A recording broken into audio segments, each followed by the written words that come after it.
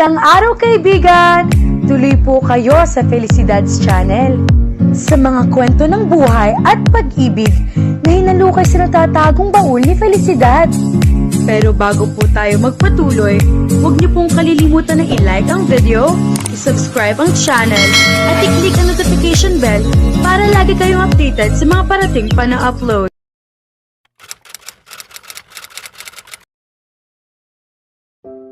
Anong ginagawa mo dito?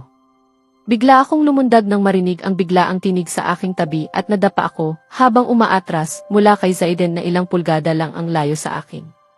Babalik ako sa pagkahiga sa aking puwit kung hindi niya ako nahuli sa tamang sandali at hinila papalapit sa kanyang dibdib. Mas lalo pa itong nagpahirak sa akin. Ngayon, mas malapit na kami sa isa't isa kaysa dati. Ang aming mga mukha ay halos magkadikit na parang maaari kong maramdaman ang mainit niyang hininga na humahaplos sa aking mukha ng ritmiko. Napatingin ako sa kanyang kahanga-hangang matalim na jawline at napabuntong hininga. Nabaon ako sa gulat at hindi ko alam kung ano ang dapat kong gawin o sabihin, at nanatili ring tahimik si Zaiden, nakatitig sa aking mga mata. Anong nangyayari dito? May isang tinig sa likuran namin at agad kong itinulak ang lalaki na nakayakap sa aking baywang nitong buong oras. Lumingon ako sa nagsalita at nakita ko si Bran at Tina, ang aking matalik na kaibigan, na nagbigay ng tingin na parabang kailangan nating pag-usapan ito mamaya. Ipinag-iwas ko ang tingin sa lahat, lalo na kay Zaiden, at kinumpas ko ang aking lalamunan ng awkward. Sinabi ko kay Bran na hinahanap siya ni Mr. Wilson. Tumango lang siya at huling tumingin sa akin bago bumalik sa klase kasama si Tina. Sinubukan kong sumunod sa kanila, ngunit hinawakan ni Zaiden ang aking pulso at pinaikot ako. Ayos ka lang ba? Tanong niya ng mahina, puno ng malasakit at pag-aalaga ang mga mata. Oo, maayos naman ako. Salamat sa paghawak sa akin bago ako nahulog, sagot ko, halatang nanginginig sa kakulangan ng kontrol. Bakit ba ako nagkakautal? Palagi, sagot niya, bitbit ang ngiti hanggang ang kanyang mga mata ay naging munting buwan na nagpatunaw sa aking puso.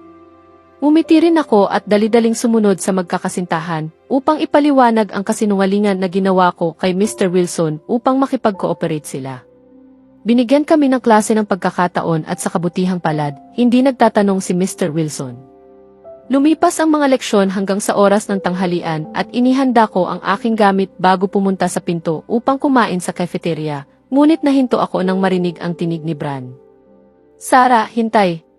Sasama ako sayo. Lumapit siya, hawak ang mga libro ng maayos sa isang kamay at inaayos ang kanyang buhok gamit ang isa pa.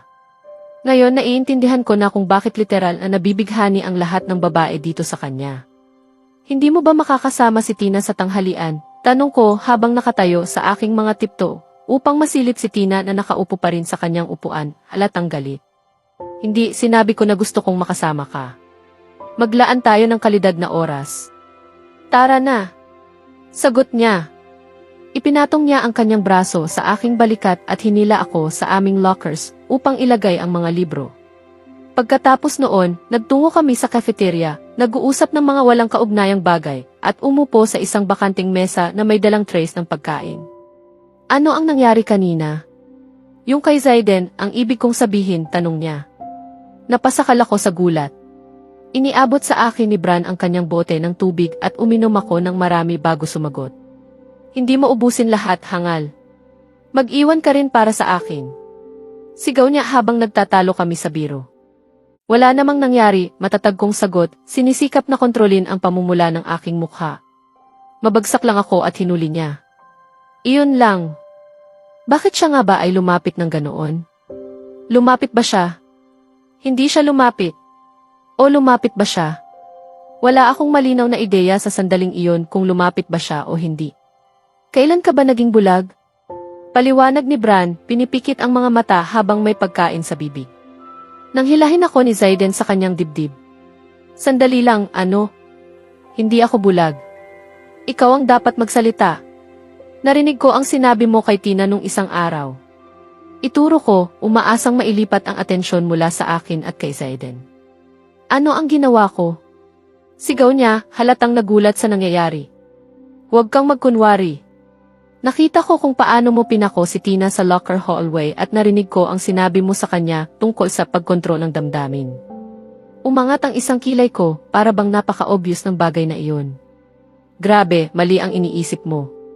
Hindi iyon ang itsura ng nangyari. Itinaas ni Bran ang kanyang mga kamay sa ere, halatang frustrated. Sige, para sa impormasyon mo, hindi ko inakala na ganoon ka.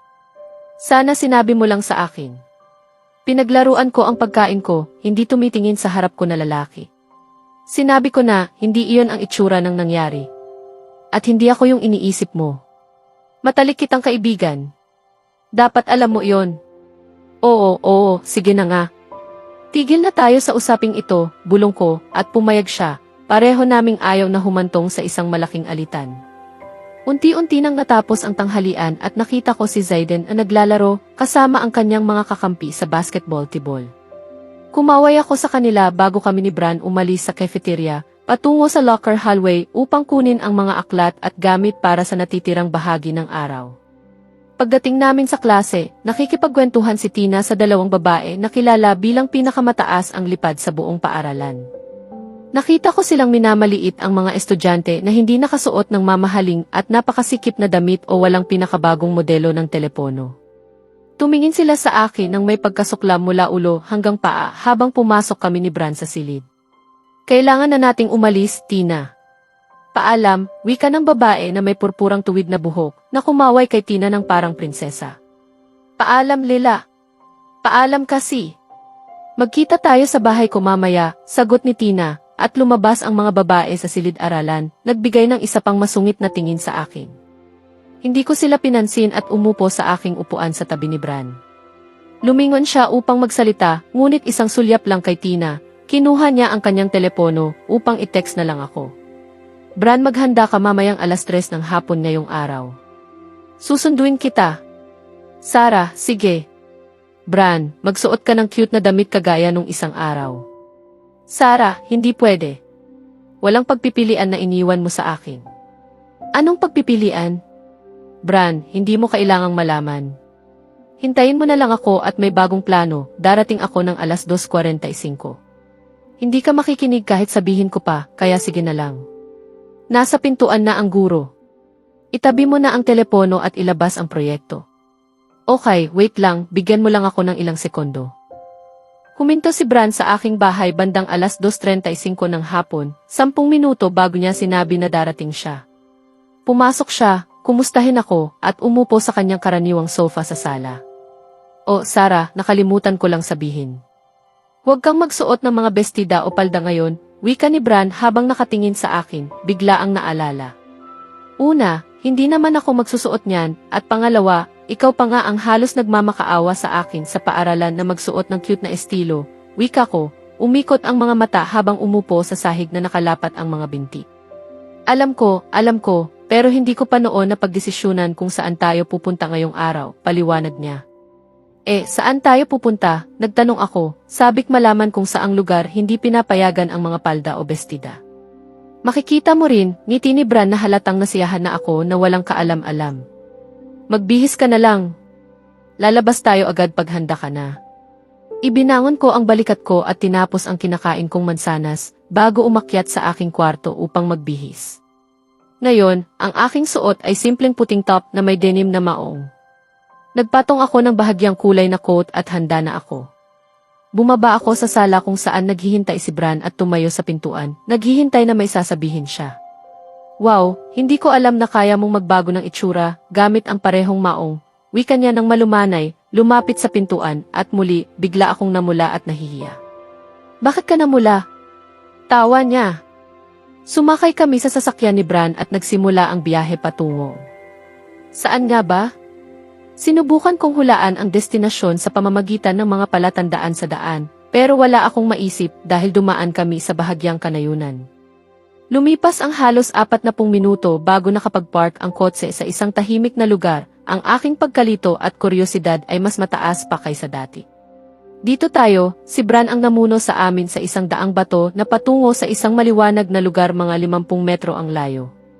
Huminto siya sa harap ko at ikinabit ang mga braso. Tada, ano sa tingin mo?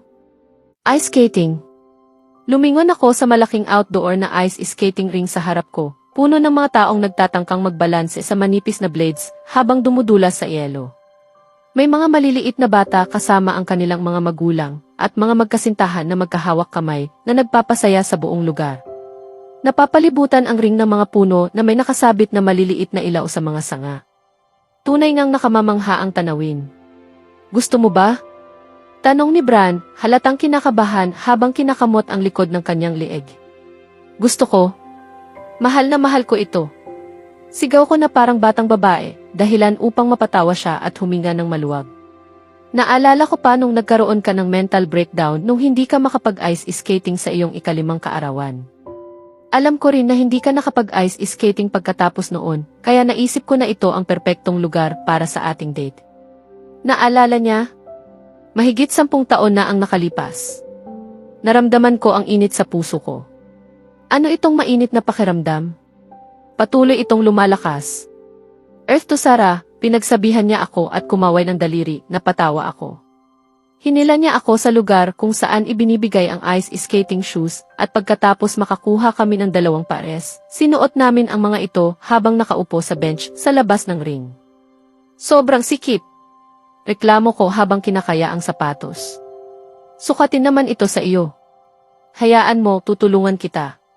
Umupo si Bran sa harap ko upang tulungan akong isuot ito at natawa siya agad nang makita ang aking sapatos. Bakit ka tumatawa? Bakit mo sinusuot ang kanang paa sa sapatos na pangkaliwa, hangal ka? Hawak niya ang bench para sumuporta habang natatalo siya sa tawa. Naramdaman ko ang kahihiyan, hiya, at pagkabigo, lahat ng emosyon na mararamdaman mo kapag alam mong malaki ang pagkakamali mo sa harap ng matalik mong kaibigan.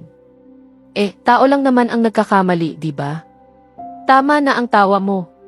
Tapik ko sa balikat niya nang mapaglaro at bumangon mula sa upuan, nagmadaling pumunta sa pasukan ng ice ring.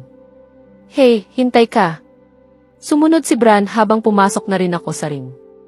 Hindi ako nakapag-ice skating mula nung ako ay 4 na taong gulang at lalo lamang pahirap sa akin ang sitwasyon. Wala akong gaanong magagawa sa nanginginig na mga paa, kaya nahulog ako ng higit 5 beses sa loob ng 2 minuto. Mas lalo akong pinagtatawanan ng aking kaibigan habang siya ay maayos na dumudulas sa paligid ko. Tutulungan mo naman ako sa halip na tuksuhin. Sigaw ko sa kanya habang nahihirapang bumangon mula sa yelo. Ngayon ko na naiintindihan kung bakit ayaw ni Bran na magsuot ako ng palda o bestida. Sige, pasensya na. Hayaan mong itayo kita, wika niya habang dumula sa likod ko at ipinasok ang kanyang mga braso sa ilalim ng akin, bigla akong itinayo. Napatingin ako sa kanya at nagpasalamat bago sinubukang magpatuloy sa ice skating. Kailangan mo munang mag-relax. Sundan mo ako, payo ni Bran mula sa likod ko. Sinubukan kong gayahin ang kanyang ginawa na parang ehersisyo sa paghinga. Hindi naman ako nakikipagkumpetensya, bakit kailangan ko ng breathing exercises? Pero nakakatulong pala sa akin para mag-relax. Sinundan ito ng ilang tips sa ice skating at dahan-dahan akong tinuruan ni Bran ang may napakalaking pasensya. Hinawakan niya ang aking kamay ng mahigpit ngunit malumanay para hindi ako mahulog.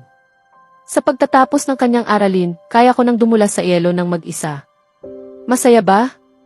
Tanong niya habang papunta kami sa sasakyan pagkatapos ng 2 oras sa yelo. Oo, ang saya. May humawak sa aking pulso mula sa likuran. Lumiko ako at sinubukang bitawan ang kamay mula sa isang estranghero na nakatawa kasama ang kanyang kasamahan. Mukhang lasing ang mga ito. Aalis ka na ba, sweetie? Tanong ng lalaki ng malalim ang boses na nagdulot ng kilabot sa akin. Pakawalan mo siya.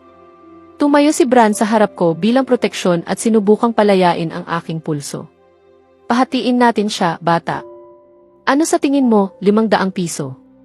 Ang pangalawang lalaki ay tiningnan ako mula ulo hanggang paa sa walang hiya, sa likod ni Bran. Takot na takot ako kaya lumapit at nakayakap kay Bran, nakababa ang ulo. Pakiramdam ko ay ligtas ako sa kanya.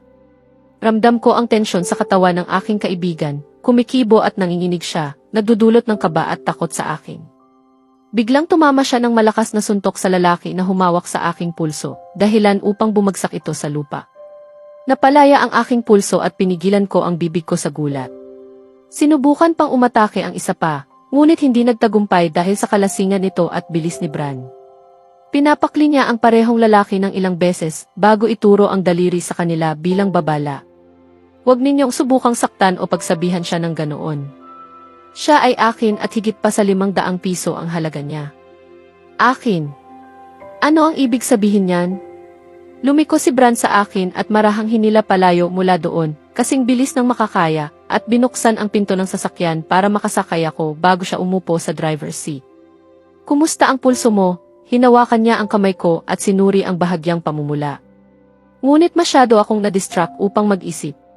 Bakit mo sinabi iyon? Tanong ko ng tahimik, hindi titig sa kanya kundi sa kanyang mga mata. Anong sinabi? Sinabi mong akin ako. Bakit mo sinabi iyon? Sarah, napakahalaga mo sa akin. Lalo na matapos ang... Alam mo na. Bumagsak ang kanyang mukha marahil sa alaala ng nakaraan, at alam kong hindi ito ang tamang oras upang ipagpatuloy ang usapan. Gutom na ako, sigaw ko ng malakas upang baguhin ang paksa, at tumango siya ng cute, napapatawa rin sa proseso. Ang aking babae. Narito na naman ang mainit na pakiramdam sa puso ko. Sa susunod na kabanata, mas malalaman ni Sarah ang tunay na damdamin ni Bran para sa kanya, habang patuloy silang nagkakalapit sa pamamagitan ng kanilang mga masasayang aktibidad. Magkakaroon din ng mas maraming tensyon at kilig nang magharap sila sa mga bagong hamon sa kanilang relasyon at sa paligid nila. Kaya abangan natin